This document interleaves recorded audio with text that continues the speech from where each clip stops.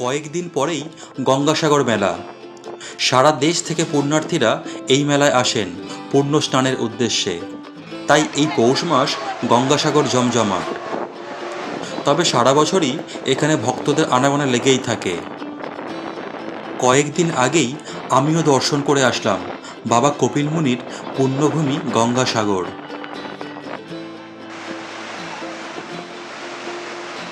যারা শারীরিকভাবে এখানে আসতে সক্ষম নন অথচ মন টানে গঙ্গাসাগরের জল, কপিল মুনির মন্দির বিশেষ করে তাদের জন্য। এছাড়াও যারা একদিন কম খরচে গঙ্গাসাগরে এসে থাকতে চান তাদের জন্য আশ্রমিক পরিবেশে থাকার সন্ধান দেব আমার এই ভিডিওতে। এর আগের ভিডিওতে আমি দেখিয়েছিলাম শিয়ালদা থেকে কিভাবে ট্রেনে করে কাকদ্বীপের ৮ নম্বর লট থেকে ভেসেলে চেপে কচুবেড়িয়া থেকে বাসে করে গঙ্গাসাগর এসেছিলাম।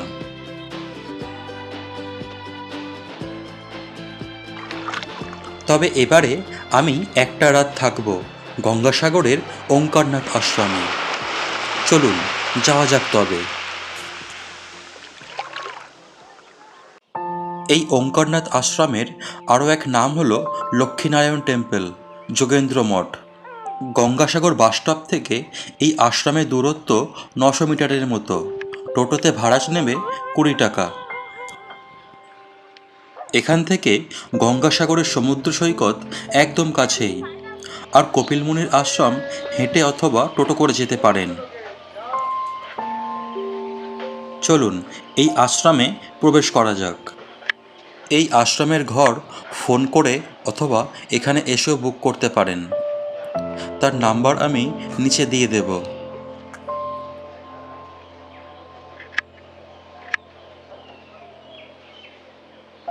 আশ্রমে ঢুকে ডান দিকেই রয়েছে রিসেপশন। দুতলা এই আশ্রমে বেশ অনেক ঘর রয়েছে। প্রতিটি ঘরে ৪ জন অনায়াসেই থাকতে পারবেন। ভাড়া নেয় দিন প্রতি ৫০০ টাকা করে।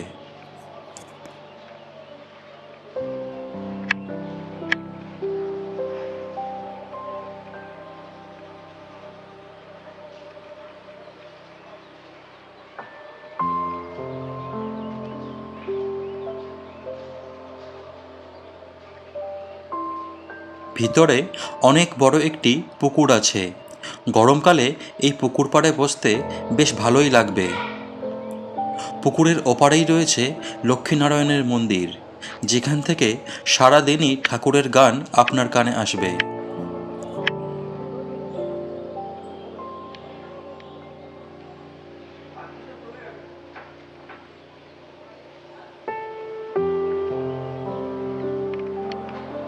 চলুন আমাদের ঘরটা দেখাই এবার।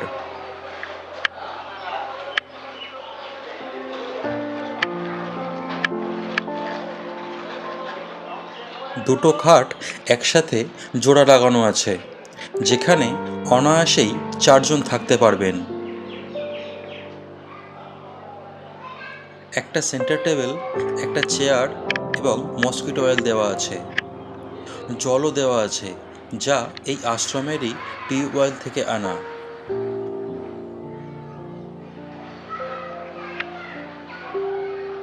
আর এই হলো এই রুমের ওয়াশরুম। ওয়েস্টার্ন কমোড আছে, বেসিন আছে। এমন আশ্রমিক পরিবেশে একদিন বা ২ দিন থাকতে আপনাদের মন্দ লাগবে না।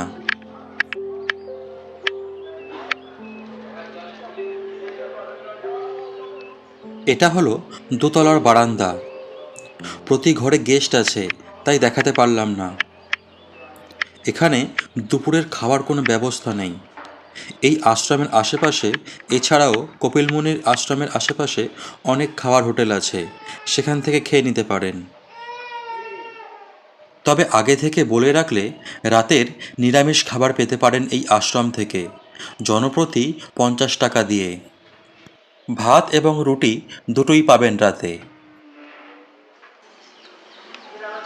শান্ত নিরিবিলি এই আশ্রম আমার তো বেশ ভালোই লাগছে। পুকুরের পাশ দিয়ে রাস্তা আছে এখানকার মন্দিরে যাওয়ার। চারিদিক বিভিন্ন গাছ দিয়ে ঘেরা।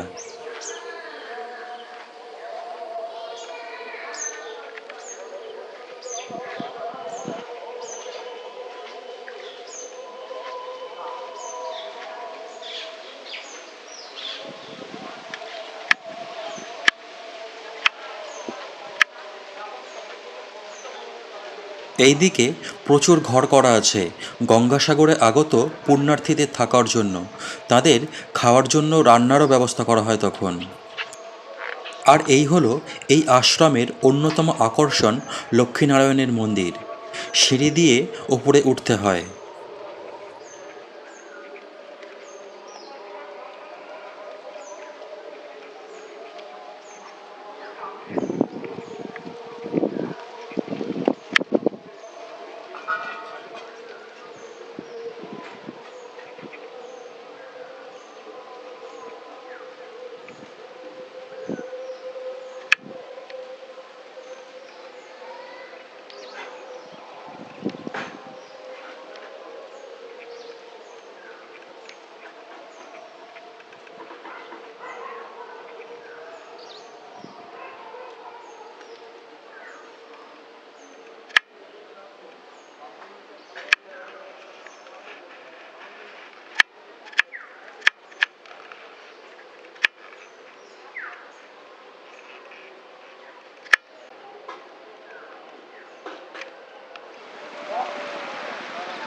দুপুরে একটু রেস্ট নিয়ে বিকালের দিকে চলে এলাম গঙ্গাসাগরের সমুদ্র সৈকতে।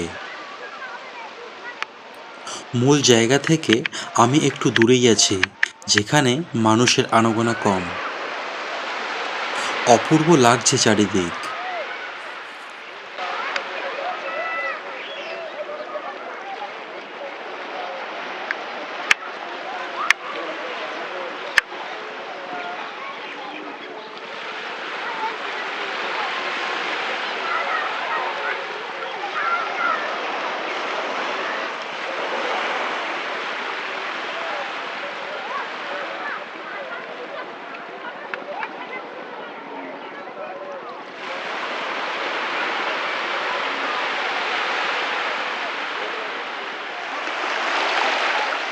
সূর্যের নরম আলোয় রাঙিয়ে নিয়েছে সাগরের জল। দূরে নোঙর করা আছে অনেক মাছ ধরার নৌকা।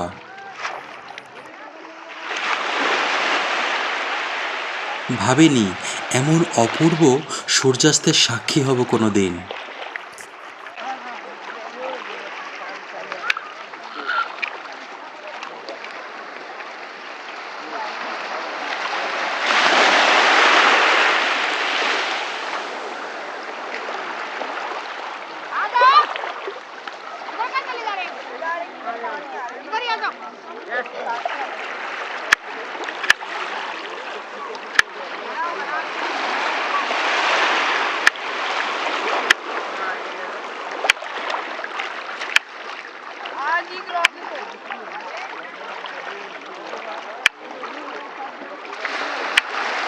জলের ঢেউয়ের শব্দে চারিদিক মুখরিত।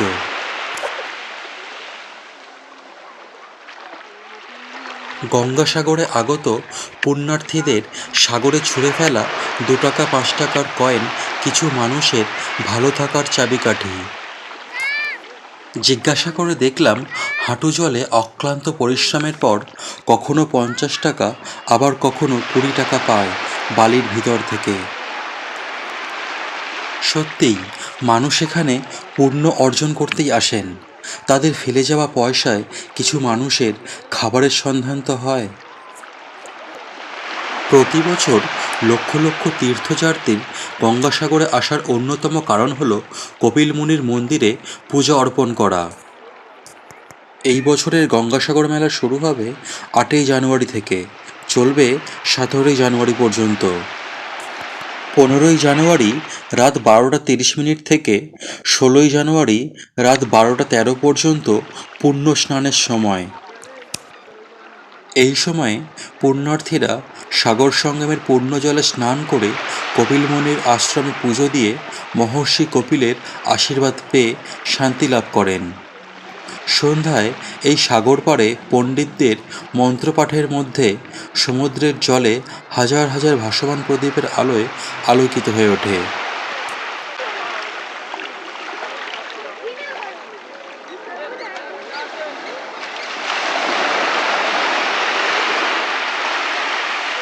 সূর্যাস্তের বিভিন্ন সময়ের দৃশ্য আপনাদের সামনে তুলে ধরলাম। কমেন্ট করে জানাবেন কেমন লাগলো।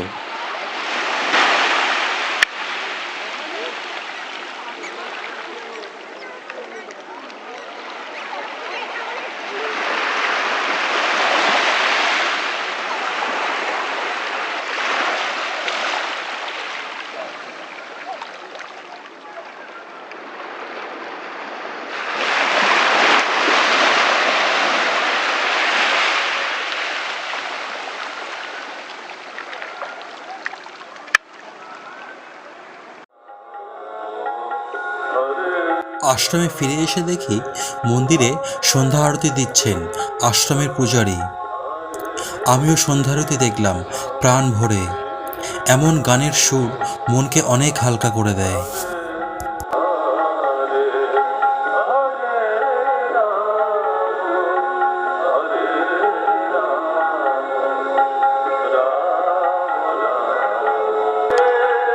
আকাশে এক ফালি চাঁদ উঠেছে আর নিচে চলছে সৃষ্টিকর্তার আরাধনা।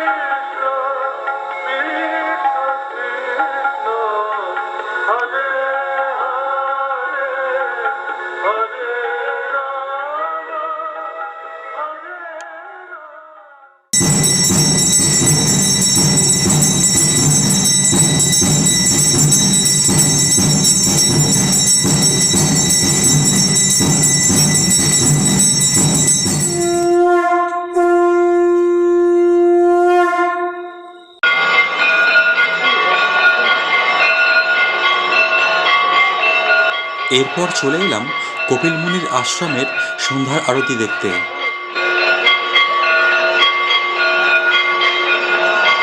অনেক মানুষ মন্দিরের ভিতরে বসেও সন্ধ্যা আরতি দেখছেন।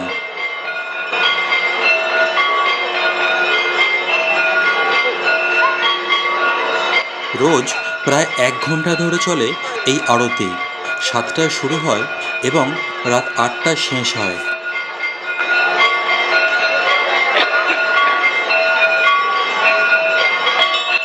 সবার মাঝে রয়েছেন কপিল মুনি।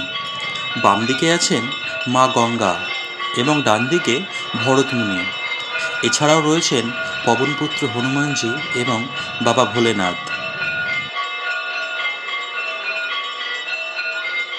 অতি নিষ্ঠা সহকারে চলে এখানকার সন্ধ্যার আরতি, যার টানে দূর দূরান্ত থেকে হাজার হাজার মানুষ ছুটে আসেন। যারা শারীরিকভাবে অসুস্থতার কারণে এখানে আসতে পারছেন না, বিশেষ করে তাদের জন্য এই আরতির বেশিরভাগ অংশটাই তুলে ধরলাম। আশা করছি আপনাদের ভালো লাগবে। মন্দিরের ভিতর ক্যামেরা অ্যালাউ নয়, তাই বাইরে থেকেই দেখাচ্ছি আপনাদের।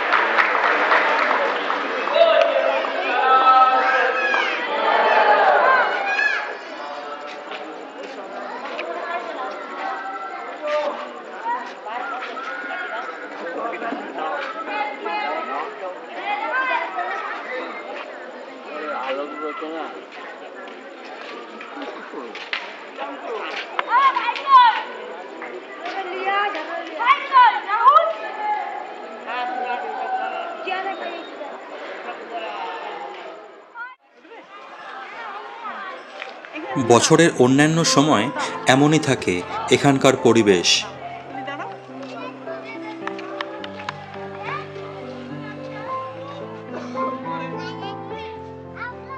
মন্দির চত্বর থেকে বেরিয়েই আশেপাশে বিভিন্ন সামগ্রীর অনেক দোকান আছে, সেখান থেকে আপনারা কেনাকাটি করতে পারেন।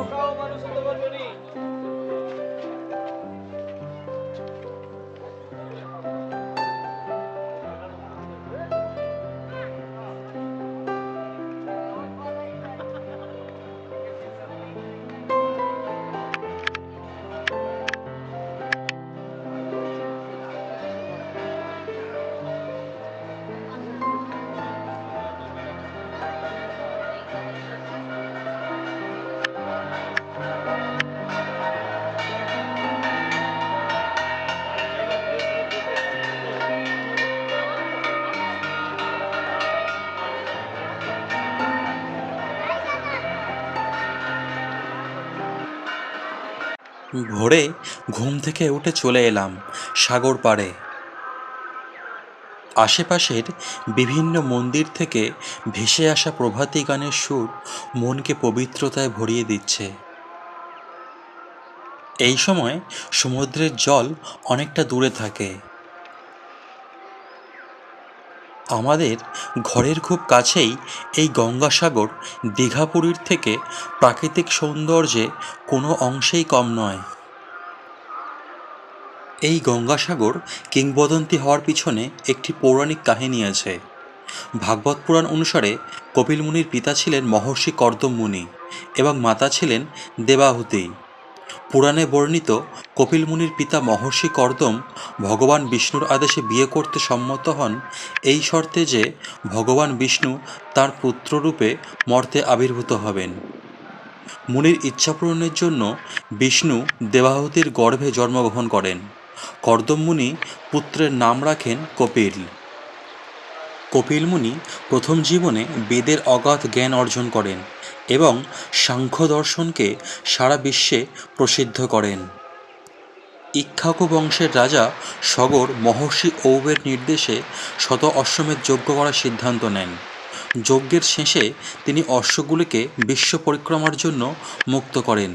কথিত ছিল কেউ যদি শত অশ্বমেধ যজ্ঞ সম্পূর্ণ করেন তাহলে সে সমগ্র পৃথিবীতে আধিপত্য অর্জন করতে পারবেন। এর আগে একমাত্র দেবরাজ ইন্দ্র এই অশ্বমেধ যজ্ঞ সম্পূর্ণ করেছিলেন। রাজা সগরের শত অশ্বমেধ যজ্ঞের কথা শুনে ইন্দ্র আশঙ্কিত হয়ে পড়েন। যদি সগর যজ্ঞে সফল হন তবে তিনি মর্যাদা হারাবেন। এই ভয়ে দেবরাজ ইন্দ্র যজ্ঞে উৎসর্গ করা একটি ঘোড়া চুরি করে তপস্যারত কপিল মুনির গুহায় লুকিয়ে রাখেন। যজ্ঞের অশ্ব খুঁজে না পেয়ে ক্রুদ্ধ সগর তার 60,000 পুত্রকে ঘোড়ার খোঁজে পাঠান। পথে সব কিছু ধ্বংস করতে করতে অবশেষে তারা তপস্যারত কপিল মুনির গুহায় ঘোড়াটিকে দেখতে পান।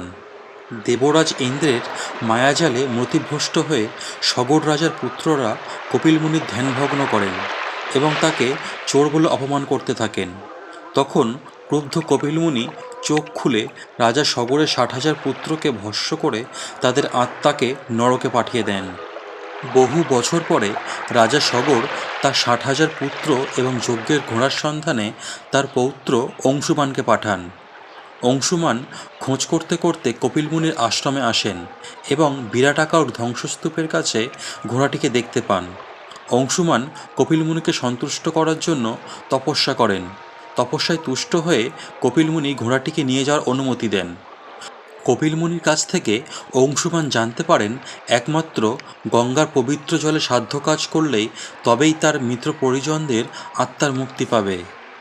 কিন্তু অংশুমান এবং তার পুত্র দিলীপ তপস্যায় ব্যর্থ হওয়ার পর দিলীপ পুত্র রাজা ভগীরথ কঠোর তপস্যা করে গঙ্গাদেবীকে তুষ্ট করেন এবং তাকে মর্তে নিয়ে যাওয়ার ইচ্ছা প্রকাশ করেন। কিন্তু গঙ্গাদেবী আশঙ্কা প্রকাশ করেন এবং বলেন যে তার প্রবল স্রোতের ফলে পৃথিবীর সমস্ত প্রাণের চিহ্ন ধ্বংস হয়ে যেতে পারে। এরপর রাজা ভগীরথ সর্বলোকহিতৈষী ভগবান মহাদেবের শরণাপন্ন হন। তখন দেবাদিদেব মহাদেব তার প্রতি সন্তুষ্ট হন এবং ভগবান বিষ্ণুর পাদমূল থেকে নির্গত গঙ্গার প্রবল স্রোতধারা তার বিশাল জটায় ধারণ করে বেগ নিয়ন্ত্রণ করেন। রাজর্ষি ভগীরথ তখন দ্রুতগামী রথে চড়ে গঙ্গাকে নিয়ে কপিল মুনির আশ্রমে নিয়ে আসেন এবং সেখানে গঙ্গা মর্তে অবতরণ করেন। অবশেষে রাজা ভগীরথ তার ৬০,০০০ পূর্বপুরুষের অস্থিভস্মকে পবিত্র গঙ্গাজলের স্পর্শে শাপমুক্তি করেন এবং তাদের আত্মাকে নরক থেকে মুক্ত করেন। যুগে যুগে এই কাহিনী কিংবদন্তি হয়ে বিশ্বাসে রূপান্তরিত হয়েছে। রাজা ভগীরথের নাম অনুসারে গঙ্গার নাম হয় ভাগীরথী এবং সগর রাজার নাম অনুসারে সমুদ্রের নাম হয় সাগর। গঙ্গা এবং সাগরের মিলনস্থলের এই পুণ্যভূমি গঙ্গাসাগর নামে পরিচিত হয়। এবছরও মকর সংক্রান্তির সময় গঙ্গাসাগর মেলা অনুষ্ঠিত হবে, যা কুম্ভ মেলার পর পৃথিবীর দ্বিতীয় বৃহত্তম মেলা। মকর সংক্রান্তির পূর্ণ সময়ে লক্ষ লক্ষ তীর্থযাত্রী গঙ্গাসাগরের পবিত্র জলে ডুব দিতে আসেন এবং তাদের মধ্যে কেউ কেউ নিজেদের মাথা ন্যাড়া করে তাদের প্রয়াত পিতামাতার উদ্দেশ্যে শ্রাদ্ধ অনুষ্ঠান করেন। বলা হয় এই সময়ে গঙ্গাসাগরে স্নান করলে সমস্ত পাপ ধ্বংস হয় এবং মোক্ষ লাভ হয়।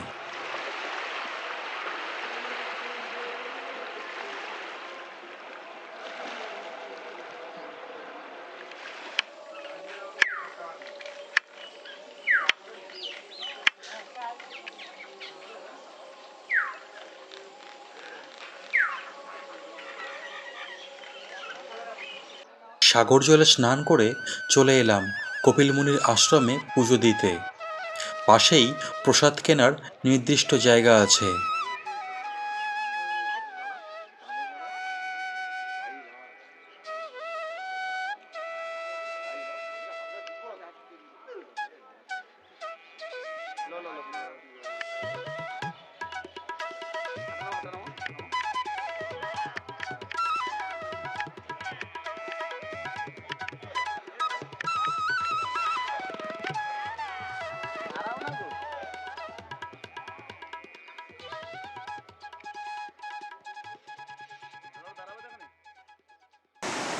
আমার এই ভিডিওটি কেমন লাগলো তা অবশ্যই কমেন্ট করে জানাবেন।